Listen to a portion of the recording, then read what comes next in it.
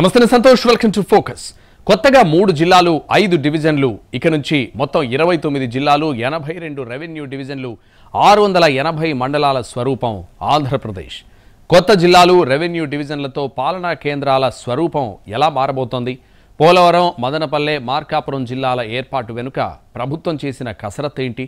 స్థానికులు ఏమనుకుంటున్నారు? ఎన్టీఆర్ జిల్లాలో కలపకుండా పెనమలూరుకు ఎందుకు బ్రేక్ పడింది? 50 ఏళ్ల పోరాటం మదనపల్లె జిల్లా ఆవిర్భావం, ఎన్నో సంవత్సరాల ఉద్యమం మార్కాపురం ప్రస్థానం, పోలవరం జిల్లా వెనుక చాలా కథ ఉంది. ఆంధ్రప్రదేశ్లో కొత్త జిల్లాలు, మండలాలు, రెవెన్యూ డివిజన్ల సందడి మొదలయ్యింది. ఎప్పటినుంచో వినిపిస్తున్న కొత్త జిల్లాల డిమాండ్కు ప్రభుత్వం గ్రీన్ సిగ్నల్ ఇచ్చింది. కొత్తగా 3 జిల్లాలు, 5 రెవెన్యూ డివిజన్ల ఏర్పాటుకు చంద్రబాబు సర్కారు పచ్చజెండా ఊపింది. సీఎం చంద్రబాబు అధ్యక్షతన జిల్లాల పునర్విభజన, డివిజన్లు, మండలాల మార్పు చేర్పులపై సచివాలయంలో జరిగిన కీలక సమీక్షలో మార్కాపురం, మదనపల్లె, పోలవరం జిల్లాల ఏర్పాటుకు ఆమోదముద్ర పడింది. కొత్తగా 5 రెవెన్యూ డివిజన్లు ఏర్పాటు చేయనుంది ప్రభుత్వం. అనకాపల్లి జిల్లాలో నక్కపల్లి, ప్రకాశం జిల్లాలో అద్దంకి రెవెన్యూ డివిజన్లు ఏర్పాటు కానున్నాయి. కొత్తగా ఏర్పాటయ్యే మదనపల్లె జిల్లాలో పీలేరు, నంద్యాల జిల్లాలో బనగనపల్లె, సత్యసాయి జిల్లాలో మడకశిర రెవెన్యూ డివిజన్లు ఏర్పాటవుతున్నాయి. ప్రస్తుతం ఆంధ్రప్రదేశ్లో 26 జిల్లాలు, 77 రెవెన్యూ డివిజన్లు, 679 మండలాలు ఉన్నాయి. కొత్త జిల్లాలు, డివిజన్లు, మండలాల రాకతో ఇక 29 జిల్లాలు, 82 రెవెన్యూ డివిజన్లు, 680 మండలాలవుతాయి. జిల్లాల పునర్వ్యవస్థీకరణలో అనేక ప్రాంతాల నుంచి అనేక డిమాండ్లు వచ్చాయి. వీటన్నిటినీ పరిగణలోకి తీసుకున్న ప్రభుత్వం కొత్త జిల్లాలు, రెవెన్యూ డివిజన్ల ఏర్పాటుపై చాలా కసరత్తు చేసింది. మంత్రి అనగాని సత్యప్రసాద్ అధ్యక్షతన 7 మంత్రులతో కేబినెట్ సబ్ కమిటీని కూడా ఏర్పాటు చేసింది. ఈ కమిటీ 3 సార్లు సమావేశమయ్యింది. ప్రజల నుంచి వచ్చిన వినతులు, ప్రజా ప్రతినిధుల అభిప్రాయం తీసుకుంది. సీఎం చంద్రబాబుతో కూడా కేబినెట్ సబ్ కమిటీ 3 సార్లు సమావేశమయ్యింది.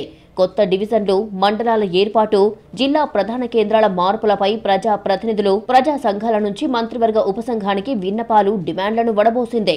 అందులో అన్నమయ్య జిల్లా కేంద్రాన్ని రాయచోటి నుంచి రాజంపేటకు, పశ్చిమ గోదావరి జిల్లా కేంద్రాన్ని భీమవరం నుంచి నర్సాపురానికి మార్చాలి అన్న సూచనలు కూడా వచ్చాయి. అలాగే 10 రెవెన్యూ డివిజన్లు ఏర్పాటు చేయాలని ప్రతిపాదనలు వచ్చాయి. అయితే అధికారులు ఉద్యోగుల కొరతను దృష్టిలో పెట్టుకుని 5కు పరిమితం చేశారు. ఈ డిమాండ్ల జోలికి వెళ్లవద్దని చెప్పినట్టుగా తెలిసిందే. అవసరాన్ని బట్టి తర్వాత పరిశీలిద్దామని సూచించడంతో ఉపసంఘం ఆ ప్రతిపాదనలు చేయలేదని సమాచారం. విజయనగరం, పార్వతీపురం మన్యం, విశాఖపట్నం, ఏలూరు, కృష్ణా, ఎన్టీఆర్, గుంటూరు, పల్నాడు, అనంతపురం జిల్లాల్లో ఎలాంటి మార్పు చేర్పులను ప్రతిపాదించలేదు. దీంతో జిల్లా, డివిజన్ కేంద్రాల మార్పుపై ఊహాగానాలకు తెరదించినట్టయింది. ఆంధ్రప్రదేశ్లో ప్రస్తుతం ఉన్న 77 రెవెన్యూ డివిజన్లకు మరో 5 యాడ్ అవుతున్నాయి. నక్కపల్లి, అద్దంకి, పీలేరు, మడకశిర, బనగనపల్లె రెవెన్యూ డివిజన్లను ఏర్పాటు చేయాలని ఉపసంఘం ప్రతిపాదనలు చేసింది. వాస్తవానికి మొదట 4 డివిజన్లకే సిఫార్సు చేసింది. అయితే సీఎం చంద్రబాబుతో మీటింగ్ అయినప్పుడు కొత్తగా బనగానపల్లె నియోజకవర్గ కేంద్రాన్ని కూడా డివిజన్గా ఏర్పాటు చేయాలని తీర్మానించారు. కర్నూలు జిల్లాలోని ఆదోనిని ప్రత్యేక జిల్లాగా ప్రకటించాలని చాలా డిమాండ్లు వచ్చాయి. కర్నూలు జిల్లా కేంద్రం నుంచి తమకు చాలా దూరం ఉందని, ఏవైనా పనులుంటే అంత దూరం వెళ్లాల్సి ఉంటుందని వినతి పత్రాలు ఇచ్చారు. స్థానిక బీజేపీ ఎమ్మెల్యే పార్థసారథి సైతం అసెంబ్లీలో ప్రస్తావించారు. అయినా ఆదోనిని ప్రత్యేక జిల్లాగా ఏర్పాటు చేయడాన్ని ప్రస్తుతానికి పక్కనబెట్టిన ప్రభుత్వం మండలాన్ని పునర్వ్యవస్థీకరించి కొత్తగా పెద్ద హరివాణం మండలం ఏర్పాటుకు ఓకే చెప్పింది. ఉపసంఘం ఇంకా అనేక సిఫార్సులు చేసింది. పాయకరావుపేట, యలమంచిలి అసెంబ్లీ నియోజకవర్గాల మండలాలను కొత్తగా ఏర్పాటు చేసే నక్కపల్లి డివిజన్లో కలపాలని చెప్పింది. అలాగే నర్సీపట్నం డివిజన్లో ఉన్న వడ్డాది, మాడుగుల, చీడికాడ మండలాలను అనకాపల్లి డివిజన్లోకి తీసుకురావాలి. దీనివల్ల మాడుగుల నియోజకవర్గమంతా ఒకే డివిజన్లో ఉంటుందన్న సిఫార్సు చేసింది. శ్రీకాకుళం జిల్లాలోని నందిగా మండలాన్ని పలాస డివిజన్ నుంచి టెక్కలి డివిజన్కు మార్చాలి. దీంతో టెక్కలి నియోజకవర్గమంతా ఒకే డివిజన్ పరిధిలో ఉంటుందని భావించింది. కాకినాడ జిల్లా సామర్లకోట మండలాన్ని పెద్దాపురం డివిజన్కు మార్చాలి అన్న ఉపసంఘం అప్పుడు పెద్దాపురం నియోజకవర్గమంతా ఒకే డివిజన్ పరిధిలోకి వస్తుందని అభిప్రాయపడింది. మొత్తానికి అటు కొత్త జిల్లాలు, రెవెన్యూ డివిజన్లతో ఆయా జిల్లాల స్వరూపం మారిపోనుంది. మదనపల్లె కూరగాయల ఎగుమతులకు కేరాఫ్, ముఖ్యంగా అతిపెద్ద టమాటా మార్కెట్ మదనపల్లె. కానీ జిల్లా ఏర్పడాలని ఎన్నో ఏళ్ల నుంచి పోరాటాలు, ఆందోళనలు జరిగాయి. ఇప్పుడు ఆ కల నెరవేరిందంటున్నారు మదనపల్లె వాసులు. జిల్లా ఏర్పాటుతో మదనపల్లె ప్రగతిపై జనాల ఆశలు, అంచనాలేంటి? మదనపల్లె జిల్లా ఎన్నో ఏళ్లుగా ఇక్కడి ప్రజల చిరకాల వాంఛ. దశాబ్దాలుగా పోరాటాలు, ఆందోళనలు జిల్లా కోసం చేస్తూనే ఉన్నారు. 2022లో జిల్లాల పునర్విభజన జరగ్గా ఆ సమయంలోనే అన్నమయ్యలో చేరాల్సిన పుంగనూరు నియోజకవర్గాన్ని అప్పటి మంత్రి పెద్దిరెడ్డి రామచంద్రారెడ్డి ఒత్తిడి మేరకు చిత్తూరులోనే ఉంచారు. పార్లమెంటు నియోజకవర్గ పరిధిని యూనిట్గా ప్రతిపాదిస్తూ అప్పట్లో చాలా వరకు జిల్లాలు ఏర్పాటయ్యాయి. రాజంపేట పార్లమెంటు నియోజకవర్గంలోని పుంగనూరును చిత్తూరులో చేర్చడంపై అభ్యంతరాలు ఉన్నాయి. ఆ సమయంలోనే మదనపల్లెను జిల్లా చేయాలనే డిమాండ్తో రోడ్డెక్కారు. మదనపల్లె కేంద్రంగా కొత్త జిల్లా ఏర్పాటుకు అన్ని అర్హతలు ఉన్నాయని, అలాగే బ్రిటిష్ కాలం నుంచి దేశంలోనే అతిపెద్ద రెవెన్యూ డివిజన్గా పాలన అందించింది మదనపల్లె. జిల్లా కేంద్రానికి కావలసిన అన్ని వసతులు, సదుపాయాలు 200 ఏళ్లకు పైగా చరిత్ర ఉన్న మదనపల్లెలో ప్రతిష్టాత్మక జిడ్డు కృష్ణమూర్తి నెలకొల్పిన రిషి వ్యాలీ, టీబీ చికిత్సకు Arogyavaram medical centre, Andhra Ooty Horsley hills, లక్షలాది మందికి విద్యా బుద్ధులు నేర్పిన బీటీ కళాశాల ఉన్నాయని వివిధ రాజకీయ పార్టీలు, ప్రజలు పెద్ద ఎత్తున ధర్నాలు చేపట్టారు. అయినా జిల్లా ఏర్పాటు పట్టాలెక్కలేదు. ఇక విభజన హేతుబద్ధంగా లేదంటూ మదనపల్లెను జిల్లా కేంద్రంగా చేస్తామంటూ ప్రతిపక్షంలో ఉన్న సమయంలో మదనపల్లెలో నిర్వహించిన టీడీపీ మినీ మహానాడులో చంద్రబాబు హామీ ఇచ్చారు. ఆ తర్వాత పలు సందర్భాల్లోనూ ఇదే విషయాన్ని ప్రస్తావించారు. ఇక అధికారంలోకి వచ్చిన ఏడాదిన్నర వ్యవధిలోనే కూటమి ప్రభుత్వం కార్యాచరణ ప్రారంభించింది. మంత్రివర్గ ఉపసంఘాన్ని ఏర్పాటు చేసి సాధ్యాసాధ్యాలను పరిశీలించింది. ఆ సంఘం సానుకూలత వ్యక్తం చేయడంతో మొదటి అడుగు పడినట్లయింది. మదనపల్లె జిల్లా పోరాట నేపథ్యాన్ని ఒకసారి మనం గుర్తు చేసుకోవాల్సినటువంటి అవసరం ఉంటుంది. అదేవిధంగా మదనపల్లెను జిల్లాగా చేయాలని పోరాటంలో ఉన్నటువంటి అర్హతలు ఏంటి అనేది కూడా మనము ఒకసారి చర్చించుకోవాల్సినటువంటి అవసరం ఉంది. ఈ సందర్భంగా ఆ రోజు మేము మదనపల్లె జిల్లా కోసం పోరాటాన్ని ప్రారంభించినప్పుడు చాలామంది ఆనందం వ్యక్తం చేస్తే కొంతమంది అవహేళన కూడా చేశారు. ఆల్రెడీ జిల్లా డిక్లేర్ అయిపోయింది, మీరు పోరాటం చేసి ఏం ప్రయోజనం అని మాట్లాడిన వాళ్ళు ఉన్నారు. అయితే పోరాటం అనేది ఎంతటి పెద్ద డిమాండ్నైనా సాధిస్తుంది అని చెప్పి మదనపల్లె జిల్లా సాధన సమితి చేసినటువంటి ఉద్యమం. తాజాగా కొత్త జిల్లా ఏర్పాటులో భాగంగా మదనపల్లె, తంబళ్లపల్లె, పుంగనూరు, పీలేరు అసెంబ్లీ నియోజకవర్గాలు 19 మండలాలతో 27వ జిల్లాగా ఏర్పాటు చేయాలని ప్రతిపాదించారు. దీనిలో మదనపల్లె డివిజన్లోని 11 మండలాలు ఉన్నాయి. మదనపల్లె, నిమ్మనపల్లె, రామసముద్రం, తంబళ్లపల్లె, పెద్దమండ్యం, ములకల చెరువు, కురబలకోట, పెద్ద తిప్పసముద్రం, బి కొత్తకోట, చౌడేపల్లి, పుంగనూరు ఉన్నాయి. కొత్తగా ఏర్పడే పీలేరు డివిజన్లోని 8 మండలాలు సదుం, సోమల, పీలేరు, గుర్రంకొండ, కలకడ, కంబంవారిపల్లె, కలికిరి, వాల్మీకిపురం ఉంటాయి. ఇక మదనపల్లె సబ్ కలెక్టరేట్ వేదికగా కలెక్టర్ కార్యాలయం ఏర్పాటు కానున్నట్లుగా సమాచారం. బ్రిటిష్ కాలంలోని అతిపెద్ద రెవెన్యూ డివిజన్ గా ఏర్పడింది మదనపల్లె. కలెక్టర్ బంగ్లా సైతం అప్పుడే నిర్మించారు. సర్ థామస్ మన్రో కడప మొదటి కలెక్టర్గా పనిచేశారు. ఆయన కాలంలోనే మదనపల్లె కలెక్టర్ బంగ్లా నిర్మాణమయ్యింది. 1850లో మదనపల్లె సబ్ డివిజన్ గా ఏర్పడింది. శాశ్వత ప్రాతిపదికన కలెక్టర్ కార్యాలయం నిర్మించే వరకు సబ్ కలెక్టర్ కార్యాలయాన్నే వినియోగించుకునే అవకాశం ఉంది. కొత్త జిల్లా ఏర్పాటుపై మాత్రం మదనపల్లి జిల్లా వాసులు తమ సంతోషాన్ని వ్యక్తం చేస్తూ ఉన్నారు. బ్రిటిష్ కాలం నుంచే అత్యంత ప్రాముఖ్యత సంతరించుకున్న మదనపల్లె ఎన్నో ఏళ్లుగా అభివృద్ధికి నోచుకోకుండా ఉందని, జిల్లా కేంద్రంగా మారితే అభివృద్ధి పదంలోకి వెళ్లే అవకాశం ఉంటుందని చెబుతున్నారు. శానిటోరియం ఆధారంగా ప్రపంచానికి ఆరోగ్యాన్ని పంచినటువంటి మదనపల్లి, హార్సిలీ హిల్స్ కేంద్రంగా ప్రపంచానికి పచ్చదనాన్ని పంచినటువంటి భూమి. అదేవిధంగా మన రాయలసీమలోనే అనేకమైనటువంటి విద్యా సంస్కరణలకు ఉద్యమాలు నేర్పినటువంటి బీటీ కళాశాల ఏర్పడినటువంటి మా మదనపల్లి. ఇటువంటి మదనపల్లిని ఒక చారిత్రాత్మక మదనపల్లిగా ఈ రోజు జిల్లాని చేయడం ఏదైతే ఉందో దాన్ని మదనపల్లి వాసులుగా మేము అందరూ కూడా గర్విస్తున్నాం. ఆసియాలోని అతిపెద్ద టమాటో మార్కెట్ సైతం మదనపల్లి జిల్లా కేంద్రంగానే ఉంది. జిల్లా కావడంతో అభివృద్ధిలో దూసుకుపోతుందని స్థానికులు ఆశాభావం వ్యక్తం చేస్తున్నారు. కొత్తగా మదనపల్లె నుంచి బెంగళూరుకు వెళ్లే హైవే కూడా వస్తుండటంతో రియల్ ఎస్టేట్ పరంగానూ భూముల ధరలు పెరిగే అవకాశం ఉందని భావిస్తున్నారు. కంపెనీల రాకతో ఉపాధి అవకాశాలు కూడా పెరుగుతాయని ఆకాంక్షిస్తున్నారు. మార్కాపురం కేంద్రంగా ప్రత్యేక జిల్లా ఏర్పాటుకు ప్రభుత్వం గ్రీన్ సిగ్నల్ ఇవ్వడంతో పశ్చిమ ప్రాంత ప్రజల కల సాకారమైంది.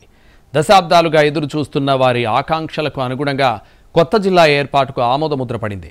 పోలవరం జిల్లాగా మారడం వరమంటున్నారు స్థానికులు. మార్కాపురంను జిల్లాగా ఏర్పాటు చేయాలన్న స్థానికుల ఆకాంక్ష ఇప్పటిది కాదు, ఎన్నో ఏళ్లుగా డిమాండ్ చేస్తున్నారు. ఇక్కడి ప్రజా ప్రతినిధులు సైతం విన్నవించారు. ఇప్పటికీ మార్కాపురం జిల్లా కల నెరవేరిందని స్థానికులు హర్షం వ్యక్తం చేస్తున్నారు. ఈ ప్రాంత ప్రజలకు అత్యంత దూరంలో ఉన్నటువంటి ఒంగోలు ప్రయాణం చేస్తూ వస్తున్నటువంటి గిద్దలూరు, పుల్లల చెరువు, ఎర్రగొండపాలెం, అలాగే దూర ప్రాంతాల నుండి ఒంగోలు ప్రయాణం చేస్తున్నటువంటి ప్రాంత ప్రజలకు ఈరోజు సమస్యల మీద మార్కాపూర్ పట్టణం దగ్గర కావడంతో అందరికి కూడా 50 నుండి 60 కిలోమీటర్ల దూరంలో రావడంతో ఈ ప్రాంత ప్రజలు తమ సమస్యలు వెలుబుచ్చుకోవడానికి పరిపాలన అనేది దగ్గరికి వచ్చేసింది. కాబట్టి ఈ ప్రాంత ప్రజలందరూ కూడా ఈ జిల్లా పట్ల ఆనందం వెలుబుచ్చుతూ ఉన్నారు. అలాగే ఈ ప్రాంతం యొక్క ముఖ్యమైనటువంటి సమస్య వెలుగొండ విషయంలో కూడా ఇదే రీతిలో ముందుకెళ్తుందని చెప్పి మేము అనుకుంటున్నాం. పశ్చిమ ప్రాంతంలోని మార్కాపురం, గిద్దలూరు, వైపాలెం, కనిగిరి నియోజకవర్గాలతో మార్కాపురం కేంద్రంగా జిల్లా ఆవిర్భవించనుంది. అందులో మార్కాపురం, కనిగిరి రెవెన్యూ డివిజన్లు ఉంటాయి. వాటి పరిధిలో 21 మండలాలు ఉండనున్నాయి. గతంలో ఉమ్మడి జిల్లా నుంచి బాపట్ల జిల్లాలోకి వెళ్లిన అద్దంకి, నెల్లూరు జిల్లాలోకి వెళ్లిన కందుకూరు నియోజకవర్గాలు తిరిగి ఒంగోలు కేంద్రంగా ఉన్న ప్రకాశంలోకి చేరనున్నాయి. ఈ పరిధిలో ప్రస్తుతం ఒంగోలు రెవెన్యూ డివిజన్ ఉండగా గతం నుంచి డివిజన్ కేంద్రంగా ఉన్న కందుకూరు కలవడంతో పాటు కొత్తగా అద్దంకి డివిజన్ ఏర్పాటు కానుంది. ఉమ్మడి జిల్లాకు చెందిన మంత్రులు, అధికార పార్టీ ఎమ్మెల్యేలు, ఇతర కీలక నేతల సూచనలకు ప్రాధాన్యతనిస్తూ మంత్రివర్గ ఉపసంఘం ఈ మేరకు సిఫార్సు చేసింది. వీటిపై విస్తృత కసరత్తు అనంతరం సీఎం చంద్రబాబు ఉపసంఘంతో జరిగిన భేటీలో గ్రీన్ సిగ్నల్ ఇచ్చారు. ఉమ్మడి ఆంధ్రప్రదేశ్ ఆవిర్భావం తర్వాత 1970లో ఒంగోలు కేంద్రంగా ప్రత్యేక జిల్లా ఏర్పాటు చేశారు. అప్పటి వరకు గుంటూరులో ఉన్న ఒంగోలు డివిజన్, నెల్లూరు జిల్లాలో ఉన్న కందుకూరు డివిజన్, కర్నూలు జిల్లాలో ఉన్న మార్కాపురం డివిజన్లను కలిపి వెనుకబడిన ప్రాంతాల అభివృద్ధి లక్ష్యంగా ఒంగోలు జిల్లా ఏర్పాటు చేశారు. 2 ఏళ్లకు జిల్లాకు చెందిన ఆంధ్ర కేసరి టంగుటూరు ప్రకాశం పంతులు పేరును పెట్టారు. తిరిగి 52 ఏళ్ల తర్వాత వైసీపీ ప్రభుత్వంలో జిల్లాల పునర్విభజన చేశారు. అయితే ప్రకాశం జిల్లా కేంద్రానికి 100 నుంచి 180 కిలోమీటర్ల వరకు దూరంలో ఉండే కనిగిరి, మార్కాపురం, ఎర్రగొండపాలెం, గిద్దలూరును ప్రకాశం జిల్లాలోనే కొనసాగించారు. దగ్గరగా ఉండే అద్దంకి, కందుకూరు నియోజకవర్గాలు బాపట్ల, నెల్లూరు జిల్లాలకు వెళ్లిపోయాయి. దీంతో కందుకూరు ప్రజలు నెల్లూరు జిల్లా వెళ్లాలంటే 108 కిలోమీటర్లు ప్రయాణించాల్సిందే. దీంతో కందుకూరు నియోజకవర్గ ప్రజలందరూ తమను ప్రకాశం జిల్లాలో కలపాలని ముక్త కంఠంతో డిమాండ్ చేశారు. అలాగే బాపట్ల జిల్లాలో ఉన్న అద్దంకి నియోజకవర్గ ప్రజలు కూడా ప్రకాశం జిల్లాలో కలపాలని డిమాండ్ చేయడంతో ఈ 2 నియోజకవర్గాలను తిరిగి ప్రకాశం జిల్లాలో కలపనున్నారు.